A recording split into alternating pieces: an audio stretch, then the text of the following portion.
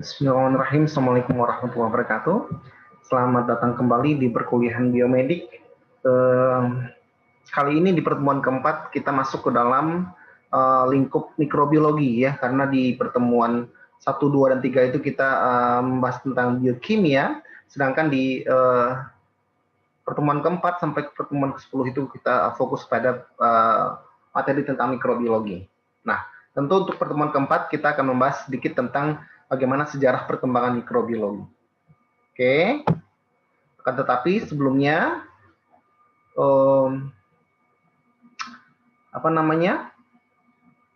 capaian ya yang diharapkan ya setelah Anda mengikuti perkuliahan hari ini ya, tentu di mana Anda dapat mampu menguraikan pengertian mikrobiologi, bagaimana sejarah perkembangan kimia mikrobiologi, serta beberapa ruang lingkup yang dipelajari dalam mikrobiologi. Ya, oke. Berbicara tentang mikrobiologi, nah biologi tentu Anda sudah paham ya, karena di SMA sudah mendapatkan ilmu biologi. Nah, sedangkan mikro artinya sesuatu hal yang sangat kecil, ya berarti makhluk hidup yang berukuran kecil berarti yang akan kita pelajari di sini.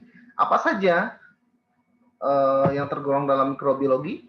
Yaitu ya lingkup jasad-jasad renik, baik itu kapang atau fungi ya, kemudian mikroba, bakteri, virus, protista ini banyak ditemukan pada perairan. Kemudian jasad renik lainnya ya, apakah itu mikroalga, protozoa, dan lain-lain. Oke. Nah, berbicara tentang ruang lingkup mikrobiologi, di sini kita lebih bagaimana melihat ya secara habitat organisme-organisme renik tersebut gitu. Nah, kalau bicara tentang segala alam ini adalah tempat hidupnya mikro atau mikroba ya. Tubuh kita sebagai bioma, bakteri yang hidup di seluruh tubuh itu disebut dengan mikrobiomes. Jadi kita adalah merupakan tempat hidupnya mikroba juga gitu. Di lingkungan yang lain seperti perairan, tanah, udara, nah semua karakteristik habitat ini memiliki ciri khas yang berbeda-beda ya. Terutama tanah saja, peran penting dari mikroba pada tanah sebagai penyumbang unsur hara, ya kan, unsur-unsur penting dalam baik itu kesuburan tanah, baik itu proses yang dimanfaatkan oleh tanaman gitu. Kemudian di perairan, ya juga sangat memiliki peran penting mikroba pada perairan, ya, penyediaan oksigen, karbon. Ya. Pada tanah tadi ya saya sedikit jelaskan bahwasanya mikroba sebagai pengurai. Ya, kita tahu bahwasanya segala yang mati tentu akan diuraikan, akan kembali ke tanah gitu. Nah, dalam bentuk partikel organik. Nah, kita tidak bisa bayangkan ketika mikroba tidak berperan dalam proses penguraian ya. Mungkin Anda sudah bisa menemukan bangkai dinosaurus yang utuh gitu. Nah, itu salah satunya. Nah, bagaimana penerapan ini bisa dimanfaatkan ya dalam lingkup pertanian, industri, dan farmasi. Oke. Apa saja cakupan mikrobiologi? Yang itu kita mempelajari bagaimana penggolongan dan jenis-jenis dari mikroba. Apakah itu bakteri, virus, kapang, ya, protozoa. Kemudian kita melihat bagaimana struktur dari mikroba, struktur penyusunnya antara bakteri satu dengan bakteri yang lain itu memiliki struktur yang berbeda. Antara virus, apalagi dengan kapang. Oke. Nutrisi dan pertumbuhan mikroba. Apa yang mempengaruhi pertumbuhan dari mikroba di alam, pertumbuhan mikroba di laboratorium? Ya. Oke. Bagaimana metabolisme mikroba yang bisa dimanfaatkan oleh orang ya, sehingga memiliki peran dalam pengembangan-pengembangan di bidang di sektor pertanian, kesehatan maupun pangan ya. Oke, virologi, bakteriologi, dan mikologi adalah bagian dari keilmuan mikrobiologi ya. Virologi tentang virus, bakteriologi tentang bakteri, mikologi tentang kapang atau fungi.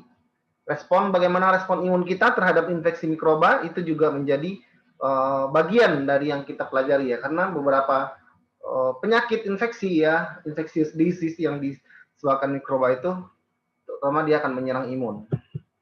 Agen antimikroba salah satunya adalah antibiotik ya. Oke. Bagaimana pemanfaatan mikroba dalam rekayasa? Karena kita lihat mikroba dijadikan sebagai hewan model dalam proses rekayasa. Kenapa? Karena memang secara genetik sudah banyak dipelajari, pertumbuhannya cepat dan kromosomnya sederhana. Oke. Nah, ini adalah bagian cakupan ya antara biologi, imunologi, bakteriologi, ini sudah kita bahas tadi. Kita lanjutkan saja. Nah, secara mikroskopis penampakan mikroba, mikroorganisme ya, Anda lihat protozoa. Di sini adalah contohnya amoeba. Bisa dilihat bentuknya yang tidak asimetris ya. Kemudian ada yeast dengan bentuk tabung ya. Kemudian ada alga dengan struktur yang sangat indah gitu. Bisa dilihat ada mold ya, ini adalah kapang ya. Kapang ini adalah bentuk dari spora ya, dari suatu kapang. Kita bisa perbesar dengan bentuknya seperti itu. Kemudian bakteri, kemudian archaea ya. Archaea adalah bakteri yang dapat hidup pada kondisi yang ekstrim. Apakah itu di glasier, apa itu di hot spring ya, atau di mana di tempat yang tidak ada oksigen bahkan sama sekali di laut dalam. Kemudian virus. Nah, ini adalah salah satu mikroorganisme yang sangat yang pada umumnya bersifat racun ya, patogen. Karena kita dapat merasakan bagaimana dampak yang ditimbulkan oleh si virus ya. Salah satunya adalah COVID-19 sekarang. Oke.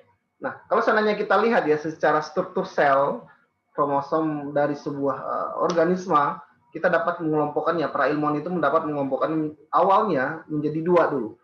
Prokariot dan eukariot ya. Prokariot adalah bakteria, sedangkan eukariot adalah animalia, kita termasuk plantae ya, flagellata dan lain-lainnya. Kemudian ada archaea. Archaea ini adalah bagian dari bakteria, cuma dia memiliki kemampuan hidup pada kondisi yang ekstrim, sehingga dia dikelompokkan menjadi satu domain. Nah, sehingga para ilmuwan itu membentuk 3 domain, bakteria, archaea, dan eukarya. Apa itu mikroba? Tadi sudah kita jelaskan bahwasanya adalah suatu hal yang kecil dan tidak bisa dilihat dengan secara kasat mata ya, hanya bisa dilihat dengan menggunakan mikroskop. Oke. Nah, ini adalah secara penampakan tadi ya. Oke, kita cepat saja. Nah, kita lihat ya struktur. Kalau seandainya kita melihat molekul yang ada di muka bumi ini ya, bagi perbandingannya mikroba itu ada di beberapa ukuran ya, di mana kita lihat virus, poliovirus itu berada pada 0,1 mikron atau sekitar 50 nanometer. Nanometer itu adalah 10 pangkat min 9 atau artinya sepersemiliar ya, sepermiliar. Anda bayangkan 1 bagi per miliar. Kemudian ada bisa lihat atom ini paling kecil ya. Ukuran yang paling kecil itu, material yang paling kecil di muka bumi itu adalah atom, sekitar 0,1 nanometer. Kemudian Anda bisa lihat ini ada sel animalia, ada sel plant, ada sel tanaman ya, ada waduh telur kodok nih. Anda pernah lihat telur kodok ukurannya itu berkisar antara 100 mikrometer sampai 1.500-an lah ya, 500-an. Kemudian ada 1 milimeter ini 1.000 ya, maaf, telur kodok. Ini adalah telur manusia. Oke, kita lihat sedikit bagaimana sejarah perkembangan mikrobiologi. Yang pada asalnya ya, di mana ilmuwan itu sangat ingin membuktikan ya tentang asal muasal kehidupan ya. Bagaimana pada dasarnya ya ilmuwan ini membantah suatu teori yang disebut dengan angiospontanea ya, atau kehidupan itu terjadi secara spontan. Nah, ini suatu hal yang tidak masuk akal ya kan. Oke. Nah, pada tahun 1600-an ya, Robert Hooke ya, dia mengamati struktur sel dari setiap organisme yang ada di muka bumi. Ternyata dia melihat adanya perbedaan-perbedaan antara struktur sel antara satu dengan yang lainnya. Kemudian si Anthony van Leeuwenhoek ya, dia membuat sebuah terobosan, dia menemukan suatu alat yang dapat melihat benda-benda kecil. Salah satunya yang diamati adalah mikroorganisme tadi, yaitu yeast atau kamir ya. Kemudian Louis Pasteur ya, dengan percobaan, dia melakukan percobaan terhadap dua perlakuan, di mana dia yang satu dibuka, yang satu lagi ditutup ya, dengan pada dasarnya dia melakukan pemanas terlebih dahulu terhadap kaldu yang dia gunakan gitu, sehingga dia dapat melihat kaldu yang dibuka itu adanya pertumbuhan mikroba, sedangkan kaldu yang dengan kondisi yang tertutup itu tidak ada pertumbuhan mikroba. Artinya ada proses mikroba yang masuk dari lingkungan. Oke, nah ini adalah bagaimana masa-masa emas dari mikrobiologi, yaitu salah satunya munculnya teori dari postulat Koch ya, di mana dia melakukan pengamatan ya adanya bakteri yang menyebabkan penyakit. Nah, salah satunya itu yang diamati adalah ada TB, difteri ya, tipoid ya, gonore. Dia dapat melihat adanya gejala yang dihasilkan di mana mikroorganisme ya yang menginfeksi orang yang sehat ya akan menjadi sakit ketika diisolasi darah dari si yang sehat tadi, kemudian disuntikan kepada yang ketika diisolasi ya darah dari orang yang sakit tadi, kemudian disuntikan ke dalam, diinjeksikan ke dalam organisme yang sehat sehingga akan menjadi sakit. Nah, ini yang dicobakannya dalam menggunakan mencit ya. Nih. Nanti kita lihat. Artinya dia dapat melihat ya adanya kemampuan atau potensi bahwasanya mikroba di alam ini bisa dikultur dalam media laboratorium, sehingga kita dapat mempelajarinya secara spesifik ya. Apakah itu metabolismenya, apakah itu bagaimana pencegahannya terhadap patogen-patogen ini gitu. Nah, ini kita lihat ya teori dari postulat Koch tadi, di mana dia dia menemukan mencit yang mati, kemudian dia lakukan isolasi terhadap darah mencit, dia amati dengan mikroskop, kemudian darah tadi diinjeksikan ke dalam mencit yang sehat. Ternyata si mencit yang sehat tadi akan menjadi sakit. Kemudian dia ambil darahnya dan dia amati, ternyata bakterinya sama. Artinya mikroorganisme penyebab penyakit dapat diisolasi dari makhluk hidup yang terinfeksi penyakit. Oke. Nah, mengapa kita harus mempelajari mikroba? Karena sangat penting ya. Karena segala macam unsur-unsur mineral penting di alam ini tidak terlepas dari proses peran serta dari mikroba. Salah satunya adalah karbon, nitrogen, sulfur, fosfor, besi, segala macam ya. Sehingga keseimbangan yang terjadi di alam tentu peran mikroba inilah yang banyak gitu. Anda bisa bayangkan ketika tidak ada nitrogen gitu, ketika tidak ada karbon, bagaimana organisme-organisme seperti tanaman untuk membuat proses fotosintesis gitu. Nah, kita tahu bahwasanya fotosintesis adalah menghasilkan O2 ya kan, penyumbang suplai oksigen terbesar.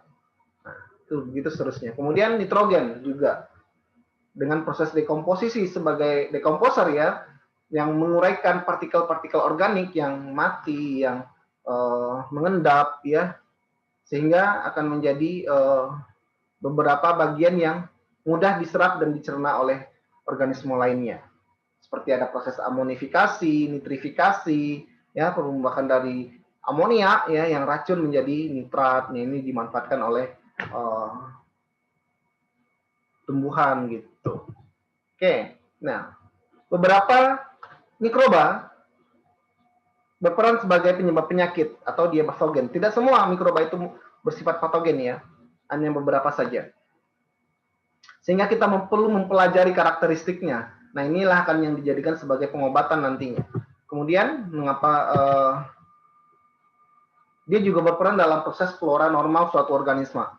Ya, kita tahu bahwasanya apa yang kita makan itu adalah bagaimana kita menciptakan suatu keragaman ya mikroba yang ada di dalam flora normal kita atau bagian usus kita gitu.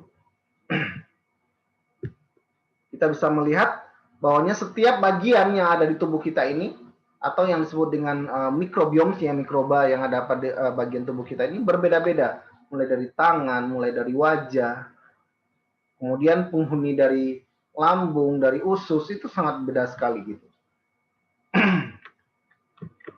Oke, ini adalah beberapa peran mikroba di bidang